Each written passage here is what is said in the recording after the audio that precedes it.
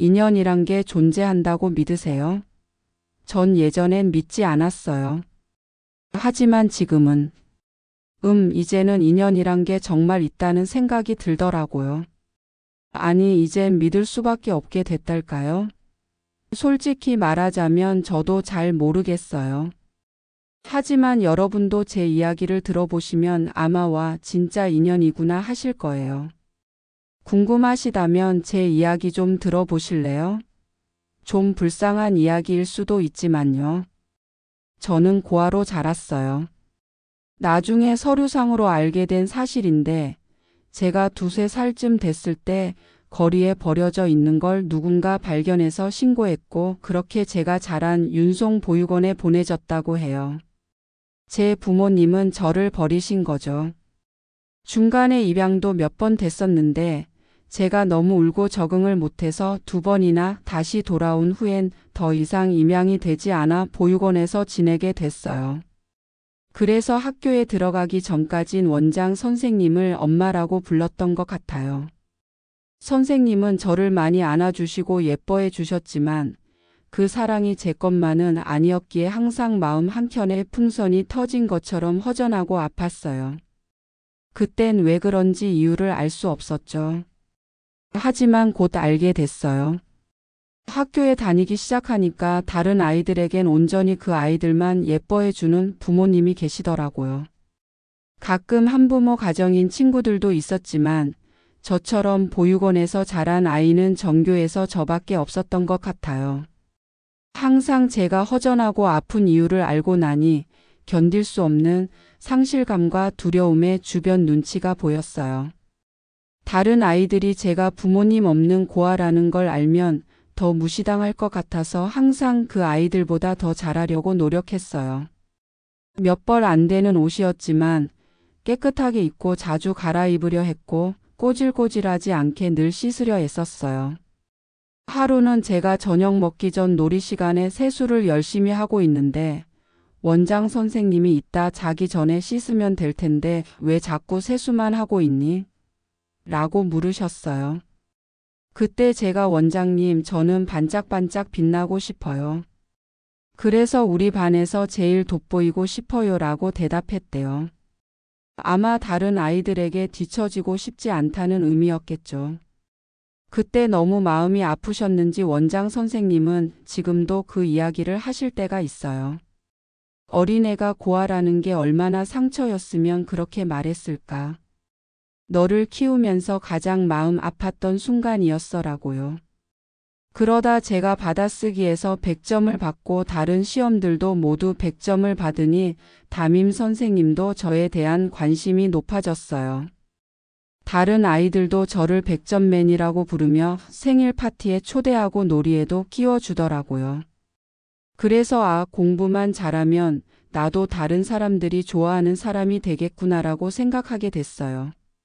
그래서 더 열심히 공부했죠. 무조건 100점을 받아야 한다는 집착이 생겨버렸어요. 그렇게 초등학교에서 100점맨이라 불리며 각종 대회에 나가 상 타는 아이가 되어 주변의 부러움을 받게 됐어요. 하지만 질투하는 아이들도 있었죠. 어떻게 알았는지 제가 고아라는 사실이 학교에 퍼지게 됐고 거지 새끼, 불쌍해서 틀려도 맞게 해주는 거라는 말을 제 앞에서 하는 녀석이 나타났거든요. 그때 처음으로 그 아이와 싸웠습니다. 너무 억울하고 분했어요. 제가 다른 사람들보다 얼마나 더 노력하는데 아무것도 모르면서 그 노력을 깎아내리는 말을 들으니 화가 났죠. 그래서 벌떡 일어나 그 녀석 얼굴에 주먹을 날렸어요. 그러자 코에서 피가 터지고 교실이 아수라장이 됐죠. 다음날 그 일로 그 녀석 어머니가 학교에 쫓아와 제 뺨을 때리고 교장실로 끌고 가서는 이런 고아 새끼를 같은 반에서 공부하게 해주니 사고가 나는 거예요. 당장 학교에서 쫓아내 버리세요. 라는 말을 하는 걸 듣고 울었어요. 다행히 당시 담임 선생님이 옆에서 저를 감싸주시며 이유를 물어봐 주셨고 제가 다 이야기했더니 교장 선생님도 주먹질은 나쁘지만 다른 친구의 우월함을 비하하는 발언도 나쁘지라고 하시며 저보고 나가보라고 하셨어요. 그 사건 덕분에 저는 전교생이 아는 고아가 되어버렸고 어디를 가든 저를 쫓아오는 눈빛엔 동정이 담겨 있다는 걸 알게 됐어요. 그 녀석은 그 이후로는 직접적으로 괴롭히는 일은 없었지만 친구들과 제가 지날 때마다 더러워, 걔는 자기 방도 없대, 쟤 또 어디서 주워 입은 건가 하며 비웃었어요. 저는 마음이 괴로웠지만 제가 그들을 이길 수 있는 건 오직 공부뿐이었어요. 그래서 더 열심히 공부했죠. 학원에 다닐 형편이 안 됐던 저는 보육원의 형과 누나들에게 물어보고 어려운 문제는 도와달라고 부탁하면서 더 노력했어요. 정말 힘들었죠. 그 어린 나이에 부모들이 학원에 데려다주고 데려오고 온갖 영양제를 먹여가면서도 힘든 게 공부인데 저는 진짜 혼자서 해내야 했으니까요. 그만큼 더 힘들었을 거예요. 그래도 공부를 포기할 수 없었던 건 아무리 뒤에서 수군거리고 비웃어도 제가 그 아이들보다 공부도 잘하고 상도 많이 받는 아이라서 얻는 이득이 더 컸기 때문이에요.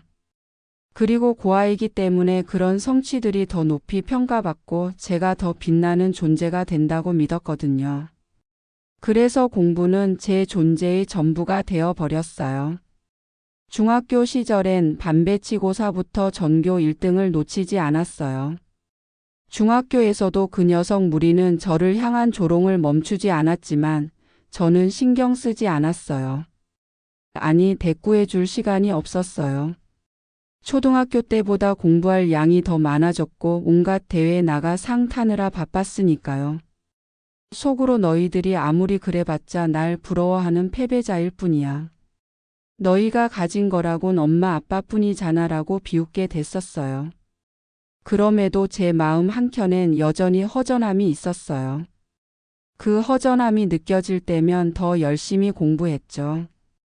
그러다 중3이 되어 진학 상담을 하고 돌아서는데 담임 선생님이 정말 아깝다. 뒷받침해줄 부모님만 계시면 자율고에 진학시키면 좋을 텐데. 라고 말씀하시는 거예요. 못 들은 척 음악실을 빠져나와 화장실에서 소리도 못 내고 얼마나 울었는지 몰라요. 아마 제 인생에서 가장 많이 울었던 날이 아닐까 싶어요. 진짜 나에게 부모님만 있었다면. 얼굴도 모르는 사람들에 대한 원망과 그리움이 섞인 눈물은 그칠 줄 몰랐어요. 왜 날 버렸을까? 날 그리워는 할까? 하는 생각에 서러웠죠. 그래도 전 공부를 멈출 수 없었어요. 그래서 전교 1등으로 졸업하고 그 지역의 소위 명문이라 불리는 한서고에 진학하게 됐죠. 여기서 밀려나면 그동안의 노력이 물거품이 된다는 생각에 더 열심히 공부했어요. 첫 모의고사 성적이 나오던 날 얼마나 떨리던지. 누가 보면 그 성적으로 대학 가는 줄 알았을 거예요. 조마조마한 마음으로 펼친 성적표에는 학교 4등이었어요. 하지만 전국에서는 1등이 아니더라고요. 그래서 그때부터는 전국 등수에 목표를 두기 시작했죠. 고등학교에 가서 더 좋은 점은 성적 우수자에 한해 기숙사에서 생활할 수 있다는 거였어요. 물론 주말과 방학 때는 보육원으로 가야 했지만 기숙사에서 생활하다 보니 다른 아이들과 조건이 같아진 것 같아 좋았죠. 중학교 때부터 받아온 기업 장학금으로 용돈을 쓸 수 있어서 학용품이나 제가 필요한 물건들을 살 수 있었기 때문에 더 그렇게 느꼈는지도 모르겠어요. 그렇게 저는 고등학생이 돼서야 주변의 시선으로부터 좀 더 자유롭다고 느꼈어요. 하지만 저 자신에게는 더 채찍질을 해야 했죠. 학교에서 운영하는 성적 우수반 보충 수업마저도 저는 놓칠 수가 없었어요. 다른 애들은 주말에 학원에서 주말반 수업을 듣고 오기도 하는데 저는 그럴 수가 없었으니까요. 공부하려면 문제집을 사야 하고 금전적인 문제로 조금은 벅찬 나날들이 이어졌어요. 그렇게 고1이 끝날 무렵 저는 마침내 전국 석차 1%라는 성적표를 받게 됐어요. 그 성적표를 본 날 저는 반드시 서강대에 가겠다고 결심했어요. 그래서 꼭 성공하겠다는 마음으로 문과를 택했죠. 경영학과에 가서 부자가 되는 법을 배우고 싶었어요. 학교 성적은 꾸준히 1등을 하고 있었고 전국 등수는 100분위로 상위 1%를 유지했지만 가끔 1등을 놓칠 때도 있어서 노력을 게을리할 수 없었어요. 그러다 고3이 됐고 저는 더 열심히 공부했어요. 커피를 몇 번이나 쏟았는지 셀 수도 없을 정도로요. 학교장 추천으로 서강대 수시 원서를 쓰고 시험을 치렀어요. 결과가 나올 때까지 후배가 과외를 받고 싶다고 해서 과외를 하며 수능 시험 결과를 기다렸죠. 아무래도 대학에 들어가면 자립해야 하니 돈을 좀 모아야 했거든요. 결과는 제 희망대로 서강대 경영학과 원서를 쓰기에 충분했어요.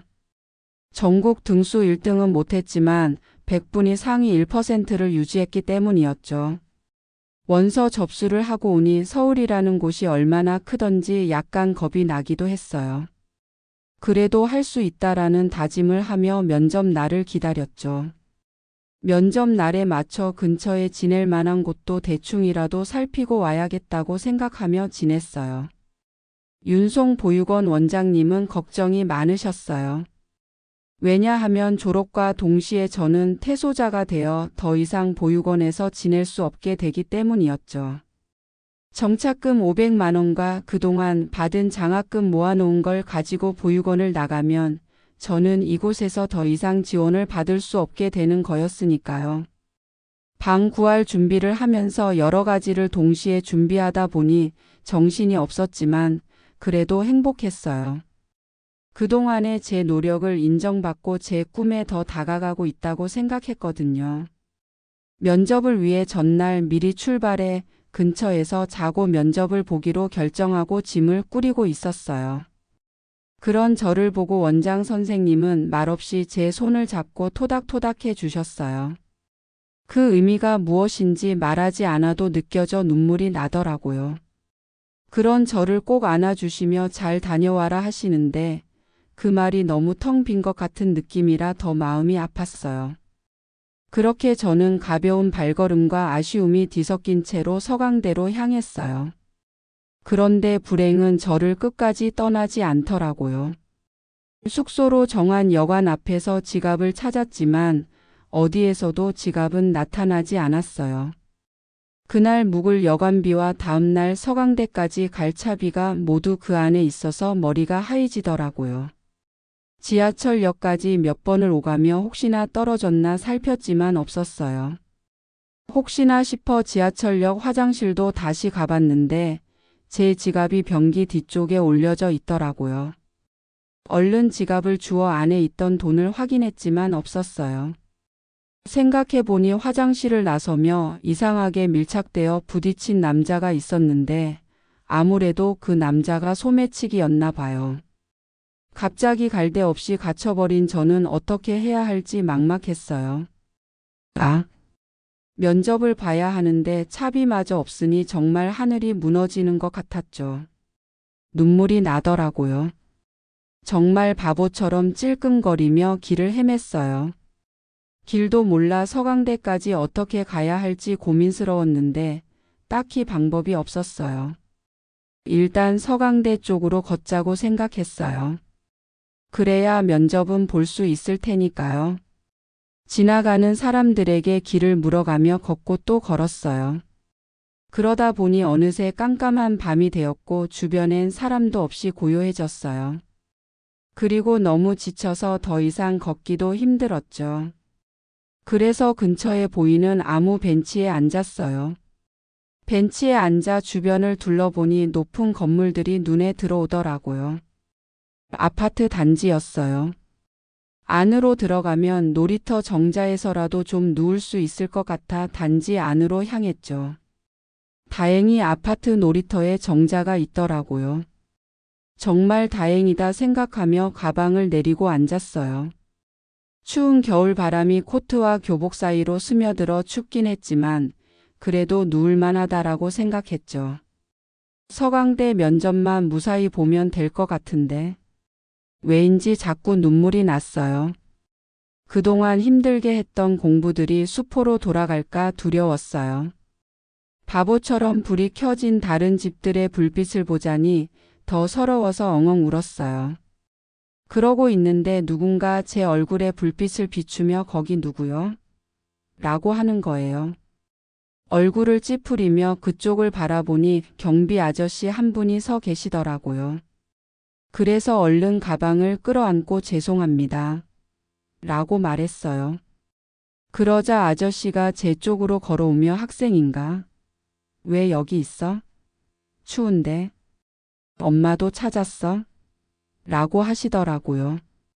그 말에 덜컥 겁이 났는지 아저씨가 계신데도 눈물이 더 흐르더라고요. 그런 저를 말없이 보시더니 밥은 먹었어? 일단 나랑 가서 몸 좀 녹이자라며 경비초소로 데려가셨어요. 그곳에서 말없이 라면을 끓여주시고는 먹으라고 권하셨죠. 하루 종일 추운데 있다가 온기가 느껴지는 곳에서 배까지 채우니 졸리기까지 했어요. 그러다가 제가 처한 현실이 떠올라 번뜩 정신을 차려보니 아저씨가 절 보고 계시더라고요. 그러시더니 학생 무슨 일인지는 몰라도 얼른 집에 가야 부모님이 걱정 안 하시지라고 하시더라고요. 그래서 씁쓸하게 웃으며 저는 고아예요라고 대답하고는 그간의 일들을 말씀드리고 오늘 이렇게 헤매게 된 일까지 말하게 됐어요. 그때 무슨 생각이었는지 모르겠지만 저에게 보여준 이유 없는 호의의 마음이 열린 것 같았어요. 제 이야기를 듣고 계시던 아저씨는 대단하네. 우리 아들이랑 동갑인데 대견스러울 따름이야 라며 돈 10만 원을 내미셨어요. 그래서 아니에요, 아저씨. 처음 뵙는 분께 제가 어떻게 이런 돈을 받아요 라며 거절했죠. 그러자 아저씨는 그냥 주는 거 아니야. 빌려주는 거야. 보니까 학생 서강대 가겠다며? 그러니까 입학할 때 갚으면 돼. 나는 맨날 여기 있으니까. 뭐 우리 아들 같아서 그래. 학생이랑 동갑이거든 이라고 하시며 저에게 그 돈을 쥐어주셨어요. 그러더니 셔츠를 하나 내밀며 내일 이걸로라도 갈아입고 가. 내가 혹시나 해서 가져다 둔 건데 입을 일이 없어. 학생이 입으면 되겠네라고 하셨어요. 하루 종일 헤매느라 꼬질꼬질해진 제 모습이 안쓰러우셨는지 그렇게 챙겨주셔서 너무 감사했어요. 그래서 아저씨께 제가 꼭 은혜를 갚겠습니다. 감사합니다 라고 말씀드렸고 그날 밤은 아저씨와 경비초소에서 보내고 다음날 서강대에 무사히 도착해 면접을 마쳤어요. 면접이 끝난 후에 학교 앞 고시원 시세나 하숙 시세를 알아보니 아주 작은 고시원 방에는 들어갈 수 있을 것 같더라고요. 그리고 다시 보육원으로 돌아오면서도 그 아저씨 성함인 강준혁 아저씨를 다시 떠올리며 반드시 다시 찾아뵙고 은혜를 갚겠다고 다짐했어요. 합격자 발표 날이 되어 조심스럽게 전화를 들고 번호를 눌렀어요. 그리고 들려온 합격이라는 말에 하늘을 날 것 같았죠. 보육원 동생들과 원장님, 선생님들도 다 함께 박수치며 즐거워했어요. 저에게는 몇 없는 고마운 사람들이라는 생각에 눈물이 나더라고요. 그리고 강준혁 아저씨도 생각났어요. 학교에 입학하면 꼭 찾아뵙겠다고 다짐했죠. 그렇게 시작한 학교 입학 준비를 하며 짐을 싸는데 이곳에서 지낸 15년이 넘는 시간이 무색할 정도로 작은 짐을 보니 가슴이 먹먹해지더라고요.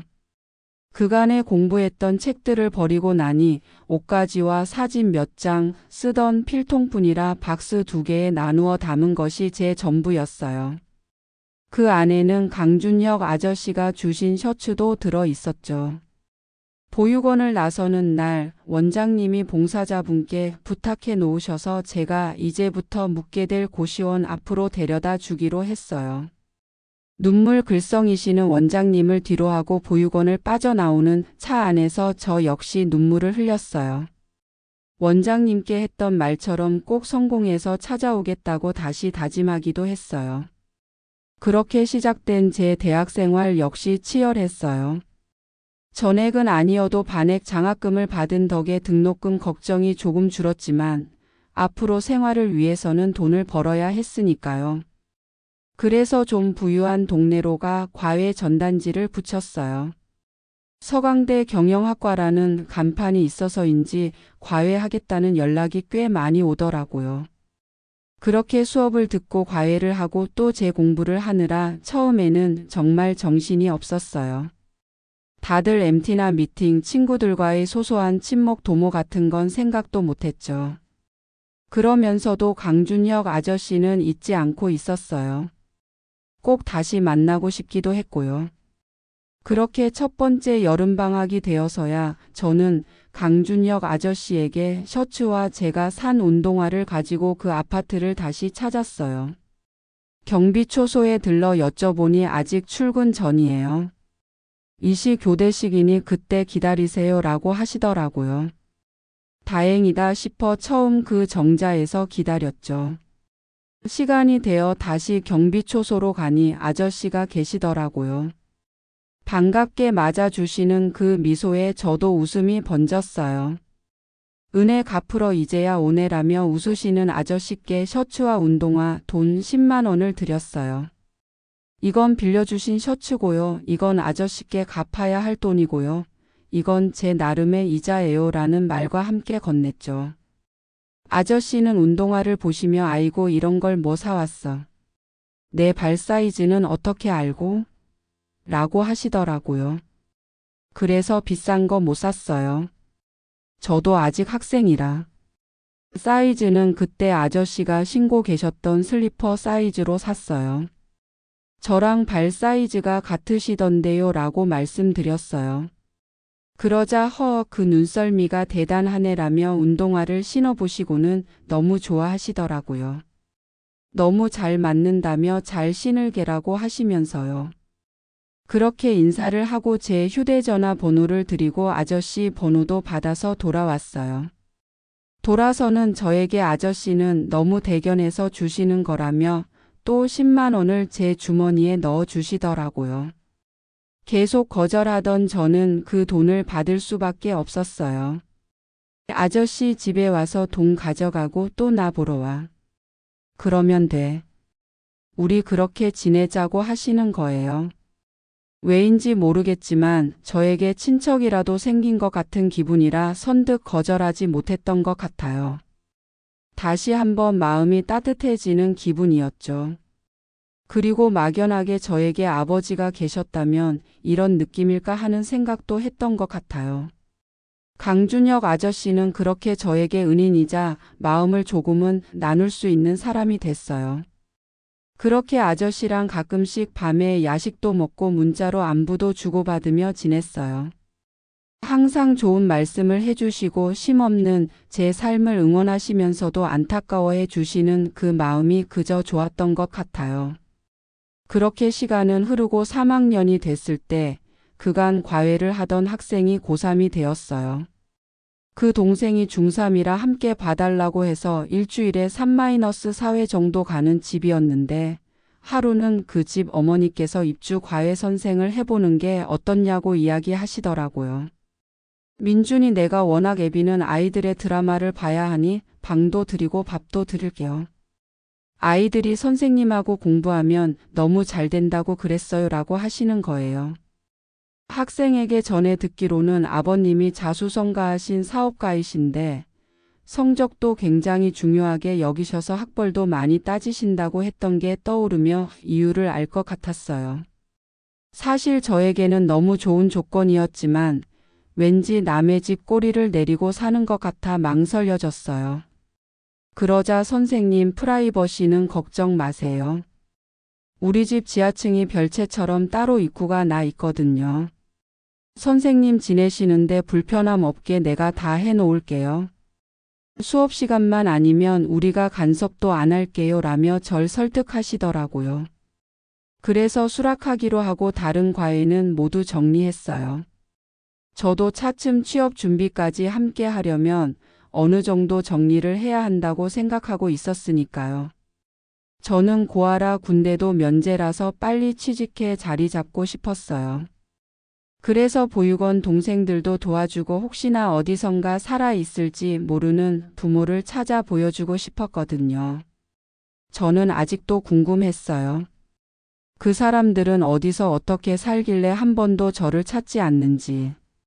강준혁 아저씨께도 이 소식을 전하며 전보다 시간이 더 날 것 같아요라고 말씀드렸더니 역시 떡잎부터 다른 사람은 달라. 잘됐다. 앞으로 더 좋은 일만 있을 거야 라고 하시더라고요. 조만간 밥이나 함께 먹자고 말씀드리고 저는 고시원을 정리해 그 집으로 들어갔어요. 불편하지 않게 꾸며주겠다던 방은 더할 나위 없이 훌륭했어요. 널찍하고 푹신한 침대의 감촉에 얼마나 놀랐는지 몰라요. 제가 지내던 고시원 방에 비하면 5배는 넓은 방에 없는 게 없게 해주셨더라고요. 가진 사람들은 참 이런 윤택하고 안락한 삶이 쉽게 되는구나 하고 다시 한번 느끼게 됐어요. 그러다 학생이 첫 모의고사에서 전에 비해 높은 성적을 받게 되어 어머님의 초대로 그 가족들과 식사를 하게 됐어요. 아버님은 거의 처음 뵙는 거라 인사를 드리고 식사를 하는데 선생님도 경영학과였다고요? 내 후배네라고 하시는 거예요. 그래서 몰랐습니다. 영광이네요 라고 웃었더니 몇 가지 질문을 하시더라고요. 학과 공부에 관한 것부터 면접에서 나올 질문들을 하시더니 우리 애들 대학 보내고 나면 선생님 나랑 일 같이 해봅시다라고 하시는 거예요. 그래서 감사합니다. 기회를 주시면 열심히 하겠습니다 라고 대답했죠. 그리고 그 대화는 그냥 넘어갔고 저는 학교 수업과 과외, 가끔 외출해 강준혁 아저씨를 만나는 일을 반복하며 지냈어요. 그렇게 학생이 수능을 치르고 저는 학교 근처 하숙집이나 알아보려고 했어요. 학생은 서강대는 아니었지만 서울의 상위권 대학에 합격했고 어머님께서는 눈물까지 흘리시며 감사하다고 하시더라고요. 저와 수업하기 전에는 서울 하위권도 겨우 들어갈 성적이었다고 하시니 더 그랬던 것 같아요. 학생이 부럽더라고요. 그리고 대견하기도 했고요. 그래서 인사를 드리고 앞으로 짐을 언제쯤 빼겠다고 말씀드렸는데 학생 아버님께서 절 서재로 부르시더라고요. 드라마에서나 나올 것 같은 서재에 놀라고 있는데 아버님 말씀에 더 깜짝 놀랐어요. 앞으로 1년 동안 내가 후원을 좀 할게요. 선생님께서는 지금 쓰시는 것처럼 별채를 쓰세요. 그리고 졸업하시면 우리 회사에 자리가 있으니 일을 좀 배웁시다라고 하시는 거예요. 그래서 제게 이렇게까지 호의를 베푸시는 이유가 뭐예요? 저는 그간에도 너무 감사했습니다 라고 말씀드렸더니 아는지 모르겠지만 아이들 나이에 비해 내가 나이가 좀 많아요. 일하느라 결혼을 너무 늦게 해서 아이들이 내 회사를 물려받을 때까지 내가 현역에서 할 수 있을지 모르겠어요. 그래서 나는 믿고 맡기고 아이들을 이끌어줄 사람이 필요한데 선생님이 딱일 것 같아요. 내가 알아보니까 성실하고 학점도 좋다고 하던데 꼭 내 젊었을 때 같아요. 그리고 있어주면서 우리 둘째도 좀 봐주고 라고 말씀하시더라고요. 학생 아버님의 회사는 대기업까진 아니었지만 중견기업으로 급성장하며 그 규모가 점점 커지고 있다고 알고 있었는데 갑작스럽게 저에게 이런 확실한 기회가 오니 어리둥절하더라고요. 그래서 생각할 시간을 달라고 했죠. 그러고는 강준혁 아저씨께 찾아가 이런 일이 있었다고 말씀드리며 고민이 되오라고 했더니 뭐가 고민이야? 더없이 좋은 기회가 왔는데. 나처럼 무식한 사람이 봐도 좋은 기회인데. 내가 그 사장님이 하자는데 뭐 솔직히 고민할 것 없잖아 라며 또 사람 좋은 미소를 보이시더라고요. 그러면서 이제 우리 허물없는 싸이도 끝난 건가 보다. 이제는 나 같은 사람 찾아오지 마. 사람들이 널 현우 씨라고 깍듯이 부를 텐데. 나는 이제 내가 잘 되는 거 알았으니까 그걸로 됐어라고 하시더라고요. 순간 눈물이 핑 돌면서 화가 났어요. 아저씨, 저 정말 서운해요.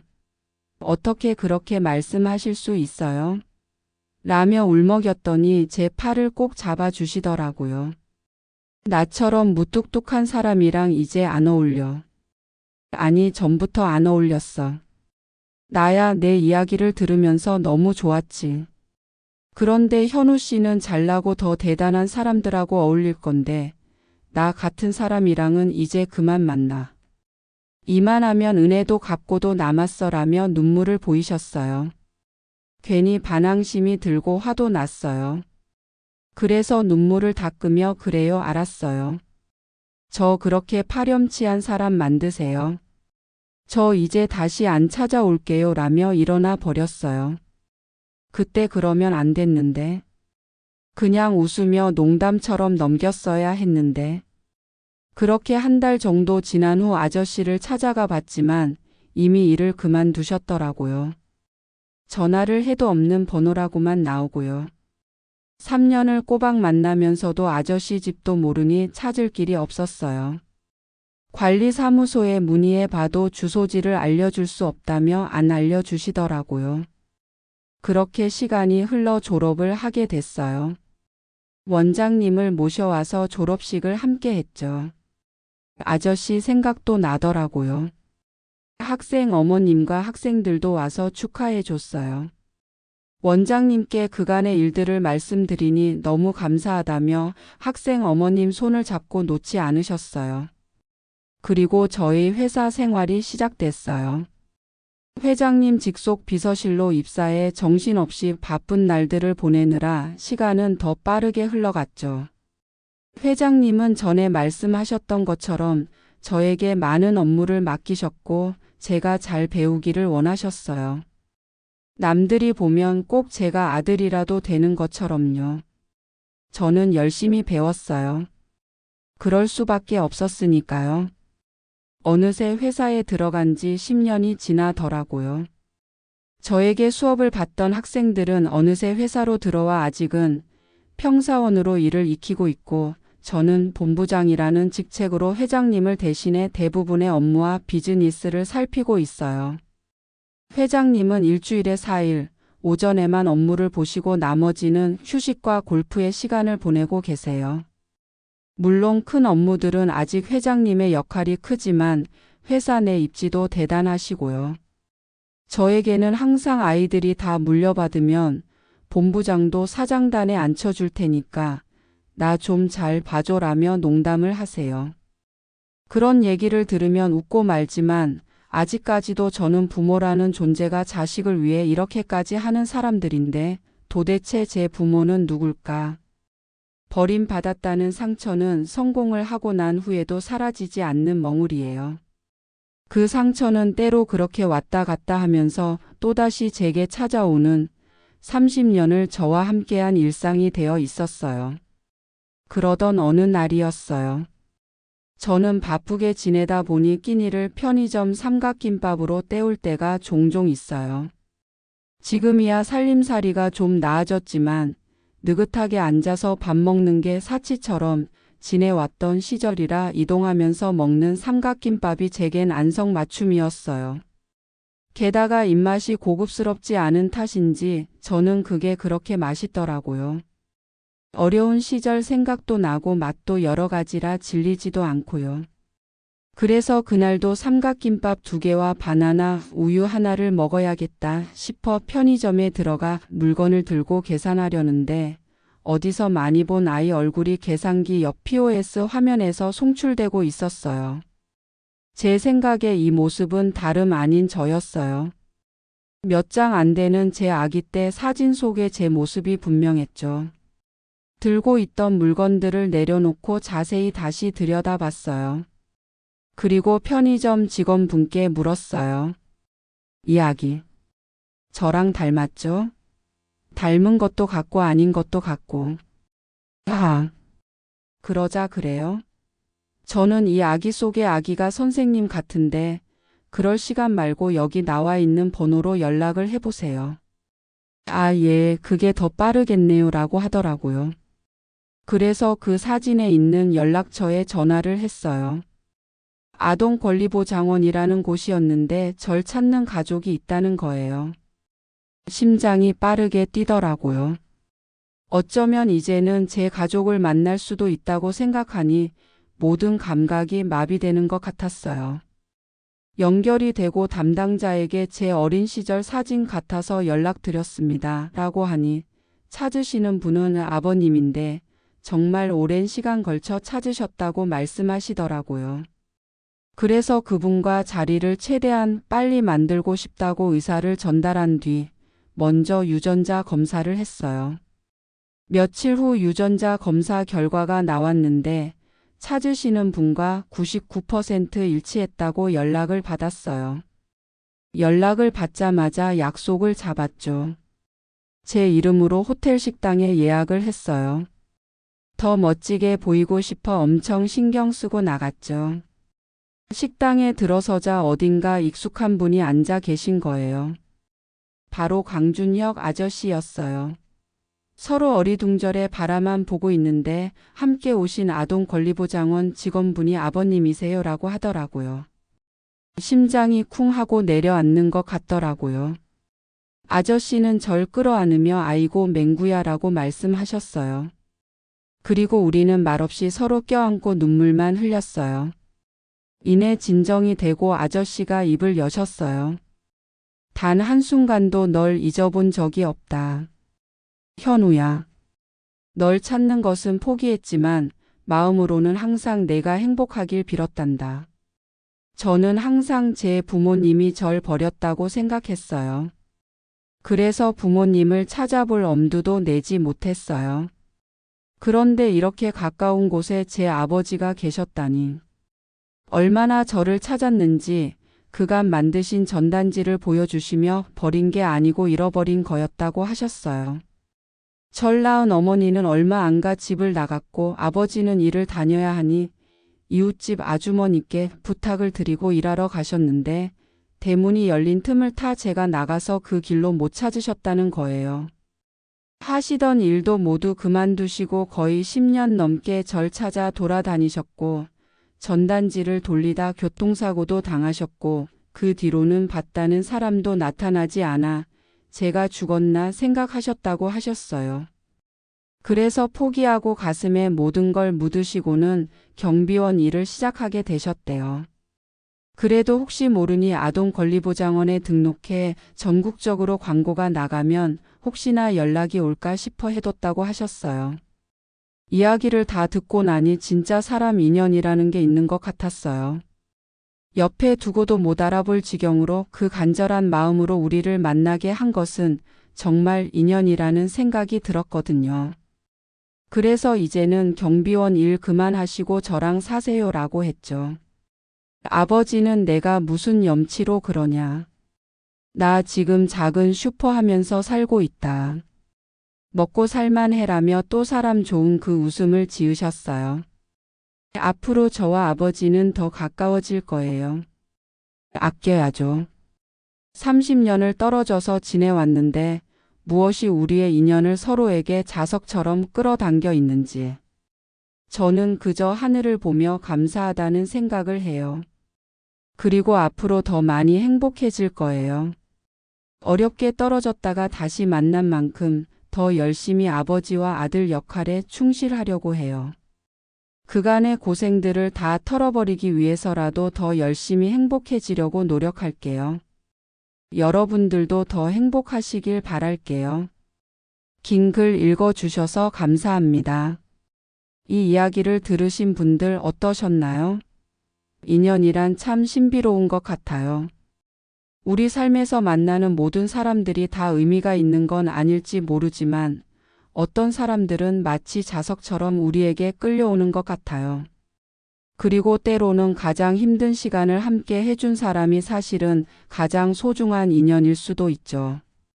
저처럼 아픔이 있는 분들 혹은 지금 이 순간 누군가를 그리워하고 계신 분들이 계시다면 언젠가 여러분도 그 소중한 인연을 만날 수 있으리라 믿습니다. 그리고 그 만남이 여러분의 삶을 더 풍요롭게 해주길 진심으로 바랍니다. 오늘도 이 사연을 끝까지 들어주셔서 정말 감사드립니다. 이 사연이 여러분에게 조금이나마 위로와 희망이 되었기를 바라며 다음 시간에 더 좋은 이야기로 찾아뵙겠습니다. 행복한 하루 보내세요.